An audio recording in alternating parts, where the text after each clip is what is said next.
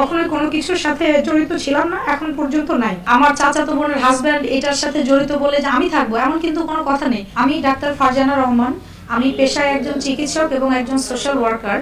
আমি Dhaka medical college থেকে 2012 সালে MBBS সম্পন্ন করি এবং পরবর্তীতে পড়ালেখার পাঠ চুকিয়ে নিজের এলাকার মানুষকে স্বাস্থ্যসেবা দেওয়ার উদ্দেশ্যে নিজের এলাকায় ফেরত আসি এবং এখানে একটি বেসরকারি হাসপাতাল প্রতিষ্ঠা করি এবং সেখান থেকেই নিয়মিত মানুষকে চিকিৎসা সেবা দিয়ে আসছি।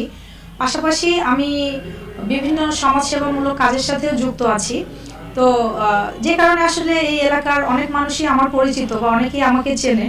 তো বিগত 6 ডিসেম্বর 2024 বাংলাদেশ জাতীয়তাবাদী দল বিএনপির এখানে একটি জনসভা ছিল, যেই জনসভায় অংশগ্রহণকে কেন্দ্র করে সোশ্যাল মিডিয়া এবং পরবর্তীতে বিভিন্ন সংবাদ মাধ্যমে বিভিন্ন মন গড়া নিউজ প্রকাশিত হয়েছে। সেই বিষয়ের জন্য আসলে আজকে আমি কিছু কথা বলবো। আসলে যেটা মিডিয়াতে এসেছে সেটা এবং বাস্তবতার মাঝে কিছুটা ফারাক রয়েছে।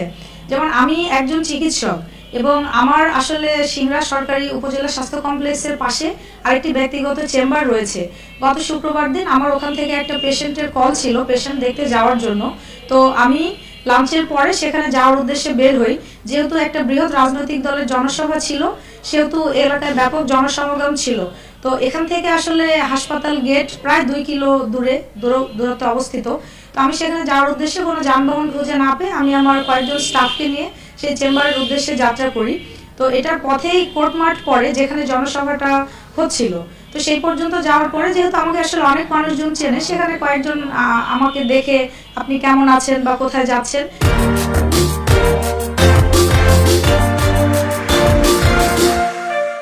এই সংক্রান্ত কথাবার্তা আমরা বলছিলাম এবং তখন কিন্তু এই জনসভার যে মঞ্চটা ছিল সেখান থেকে আমি খানিকটা দূরে অবস্থান করে কথাবার্তা বলছিলাম।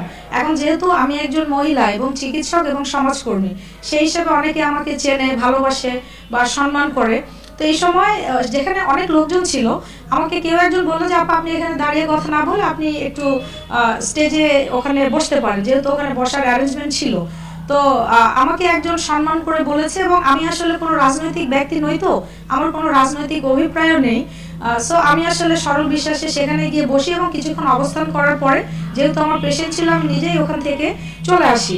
পরবর্তীতে আমি আমার যে ব্যক্তিগত কাজ আমি সেই পেশেন্ট দেখা শেষ করে আমার বাসায় ফেরত আসি এবং 2-1 ঘন্টা পর মোটামুটি তখন বিকালের মতো ছিল, তো হঠাৎ করে আমাকে পরিচিত অনেকে নক করে বললো যে তোমাকে নিয়ে কিছু স্ট্যাটাস হচ্ছে, তুমি কি সেটা দেখেছো?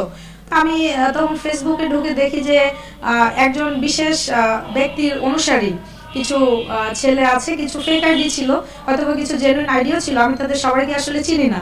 তারা আমাকে একটি বিশেষ রাজনৈতিক দলের সহসভানেত্রী হিসেবে উল্লেখ করে সামাজিক মাধ্যমে পোস্ট দেয় যে কেন আরেকটা রাজনৈতিক দলের